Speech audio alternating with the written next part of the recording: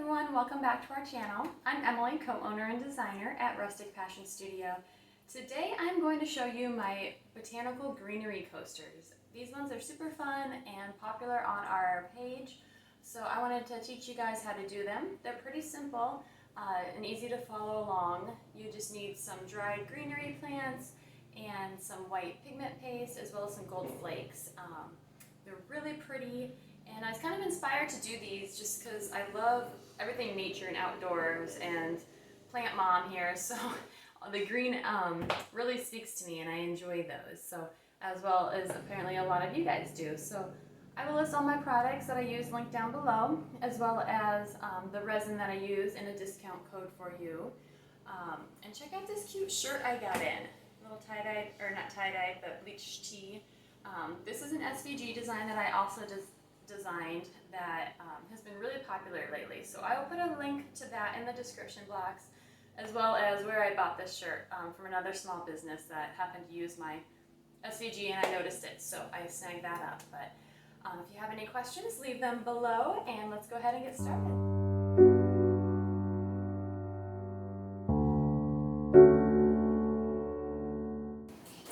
For these coasters, I started off with a set of 4 silicone molds that I found on Etsy.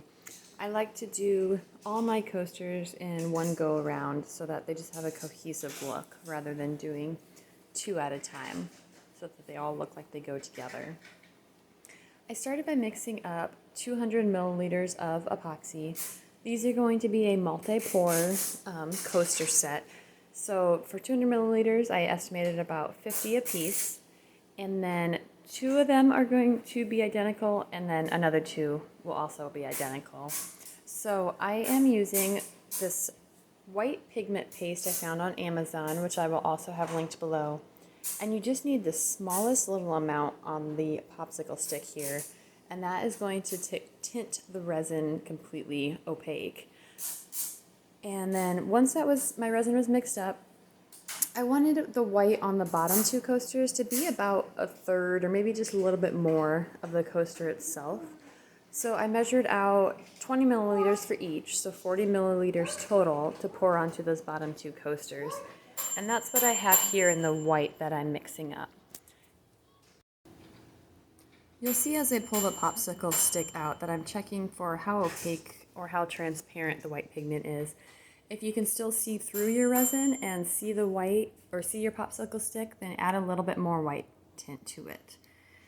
Now I'm going to go ahead and do the top 2 are just going to be a pure clear layer on the first round. So I went ahead and poured those in, and then I will pour the white on the bottom 2 where I want that to go. I don't like things to be completely uniform, so I'm not going to do straight edges or anything like that here. I'm just going to kind of let it free fall and form the way that it wants to go. And then I will fill the other half with the clear resin as well. I also like to keep a piece of tape handy, just so if you get any flecks of glitter, any dust, anything on the bottom of your silicone molds, you can use that to quickly kind of pick it up and get it out of the way.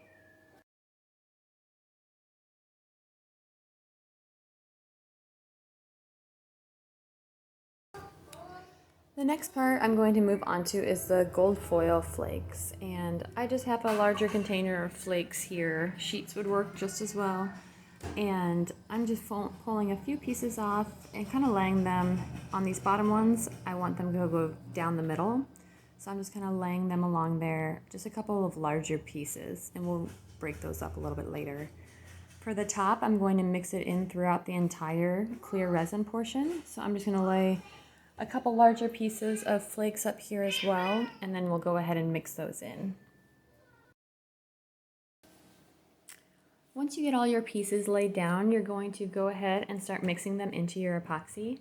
I'm using just a metal stir stick, but you could use your tweezers or a popsicle stick or whatever you'd like to use. Once you start mixing that in, the gold flake starts to break apart. So the more you move it around, the more it will get into smaller pieces. So just depending on the look you like is how much you'll work it into that resin.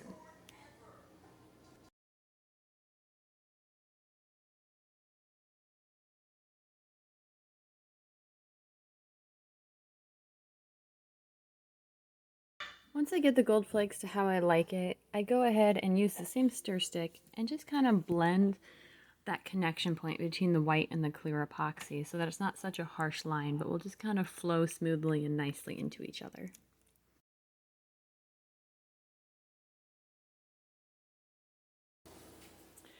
Next, we are going to move on to the dried greenery. And this, I don't really have a rhyme or reason to where I put them. I just kind of do it as I go.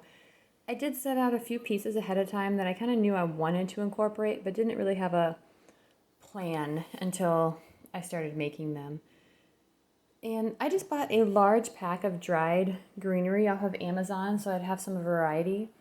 And then I just kind of place these as I go and see which ones speak to me and where I would like to put them at.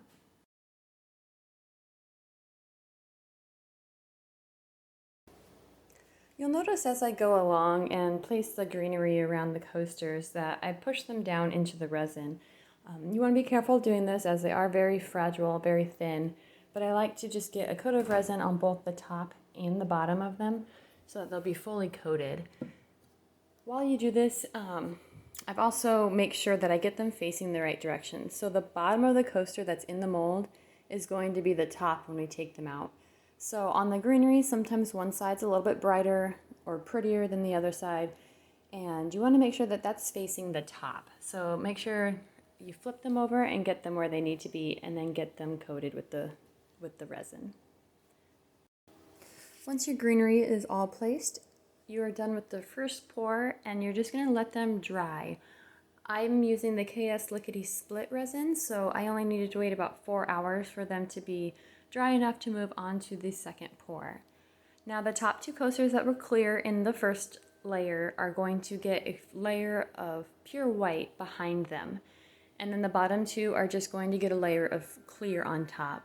The gold foil likes to float up to the surface of the resin, so it gets a little bit bumpy, and this final layer will just help seal the coasters off and make them a little bit thicker and then completely smooth on the bottom. So for that first set, I'm using the Fasco white pigment paste again, and you just need that very small amount, and you just want to mix it into your resin until it's purely opaque and you cannot see your popsicle stick when you pull it out.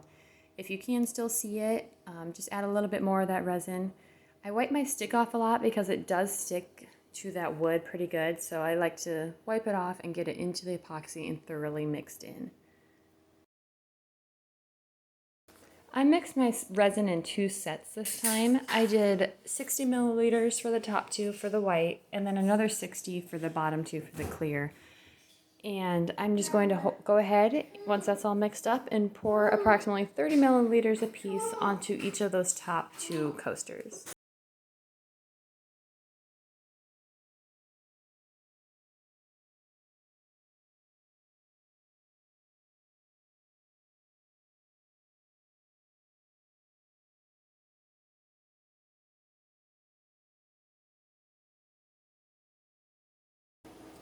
After I have all the resin laid out between the two of them, I'm just going to go ahead and use this popsicle stick and kind of push it around to the edges.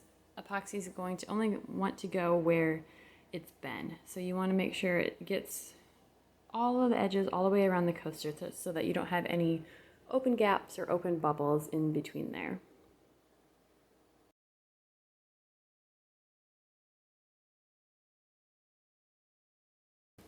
After I get the resin where I want it to be, I do one of 2 things. Either heat it with the heat gun as I'm doing here, or I spritz it with some alcohol. I chose my heat gun this time because my epoxy wasn't too warm when I mixed it, so there was a few more air bubbles than I usually get. Heat can ruin molds, so you just want to be careful when using any kind of heat gun. I never use a torch, but my heat gun I'm using is just kind of a craft gun from Michaels, so it's not quite as hot, and I try to hit it really quick and not stay in one spot for too long. Next, I'm going to mix up the clear resin for the bottom two. I had this spinning on my resin mixer while I was mixing up the white, so it was just about ready to go. Make sure your coasters are free of any kind of dust or glitter on top as I'm picking off here, and then we're just going to pour that clear layer right on top. And then again, either hit it with a heat torch or spritz it with a little bit of alcohol. I typically use a 91 or 99% alcohol.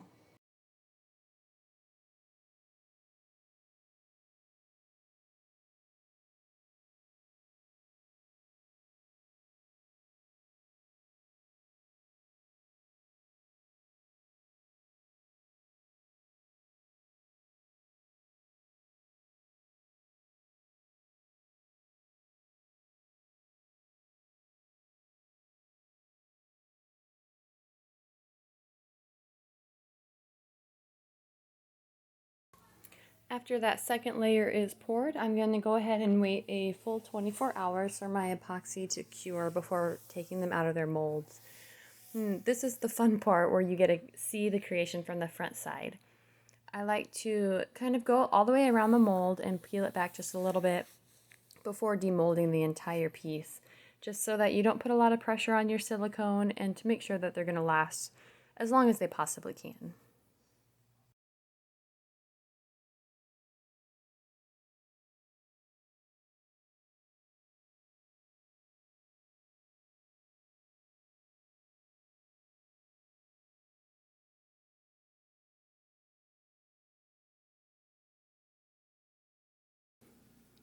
After unmolding your coasters, you're almost finished.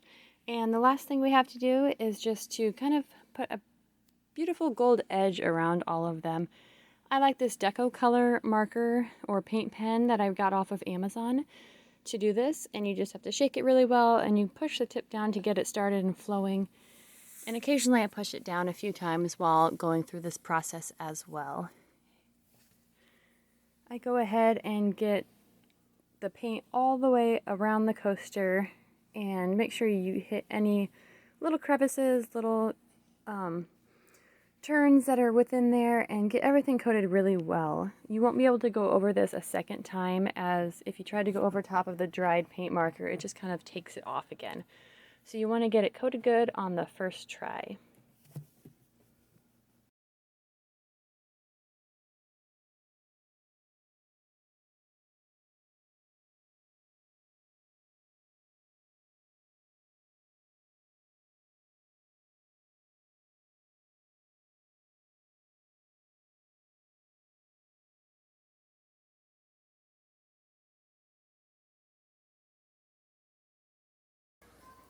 After I make my way all the way around the coaster, I then like to do a little bit of an edge on the top side. So I place the marker about right into the middle or the top third and press it into that felt tip and then just slide it along the top to just get a little nice touch up there. The more you do this, you kind of get a groove into your marker and it kind of glides along itself and knows where to go.